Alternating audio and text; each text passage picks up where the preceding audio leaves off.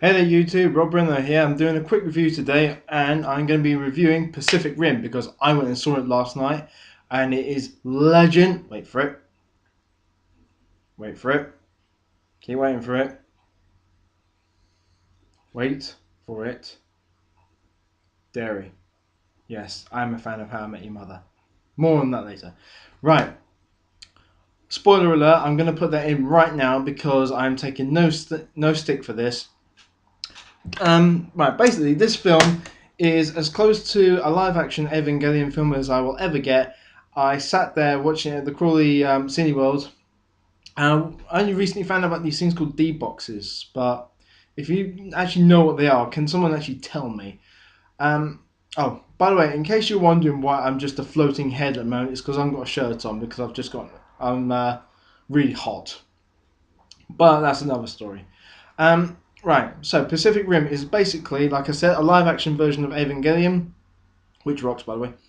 The story revolves around Riley Beckett, who was a Jaeger pilot with his brother Yancey, who pilots a Jaeger called Gypsy Danger, and subsequently loses his brother and refuses to pilot anymore.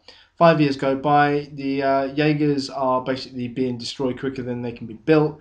They cost something stupid like 60 billion each. At one point there were 40 of them. Now they're down to like 5, I think it was.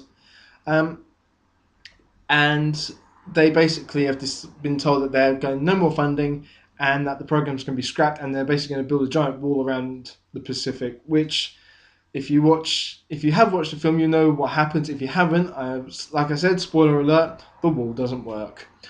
Instead, the guy in charge of it is a guy called Pencross, who I right. His name is Stacker Pentecost. Now I'm going to relate this to a couple of things. So, for instance, he is like this is Idris Elba, by the way, who is I've never seen him before, and he's actually really good at as an actor. But he is effectively like the Colonel from Akira mixed with Gendo Ikari from Evangelion. I've done reviews on Ava and Akira. Look them up for a bit more detail. Failing that, just look at the links that I posted. All will be explained. Right, now, the girl that takes over from Yancey's place is a girl called so I'm going to get this wrong. Meiko Mori, who is a want to be Jaeger pilot. Now, she has got some aspects of both Rei Ayanami and Shinji Ikari in her. Kind of the mysterious. She looks like Rei, but she's got the tendencies of Shinji. I think is probably the best way to explain it. Then you got Riley Beckett, who effectively is Asuka. He is the second. He is the first primary pilot of Gypsy Danger.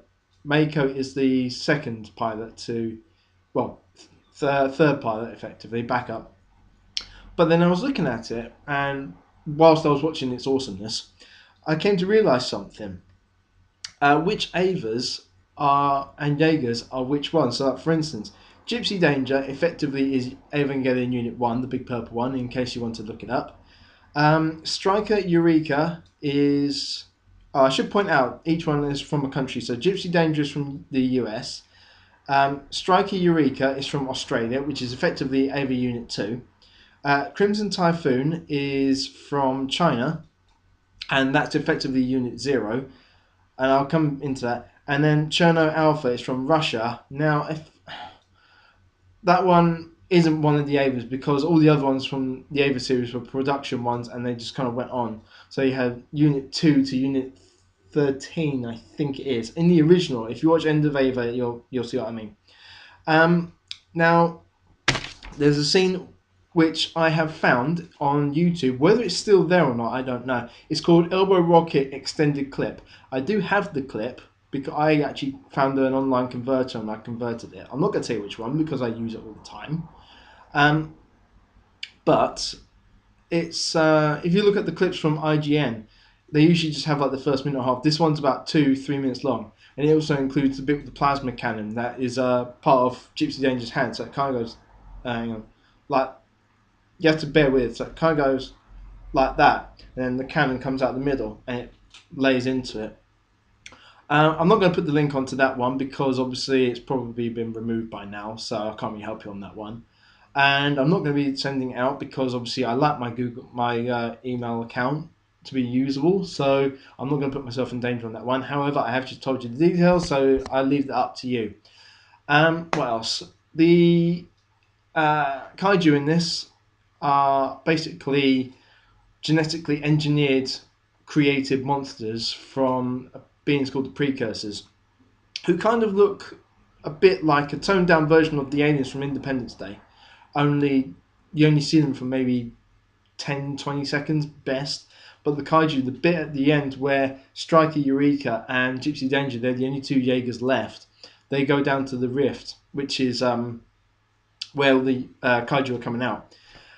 And there are two there, and then suddenly they get a warning. This is a big one coming. What is it? They go, it's category 5, and it just comes up and up and up and up and up and up and up and up. I think it's actually in screen for a good minute before it finishes. It's kind of like the Kraken from the new version of Clash of the Titans, only less crap. And they hit this thing with a 120 megaton nuke, and it's still coming along. So that shows you pretty how tough the kaiju really are. And then the bit at the end where Gypsy Danger goes into the rift and comes out onto the opposite side. Whatever. Never actually explained what the other side is, but we call it like the antiverse. I have actually downloaded the book from Amazon, and I've started to read it. I'm about just under a quarter of the way through. It's only about 300 pages. It's not a long book, but it's really, really good. This means I'm actually going to have to redo my top 10 list because of this film, and I can't even put into words how awesome it is. I've actually wanted to go and watch it again, but I've been dragged along. I'm going to be going to see Despicable Me 2. That's also a good looking film. And also we're going to go see The Wolverine on Saturday. So, my phone's going. So, I'll leave up on that and have a good day. Bye.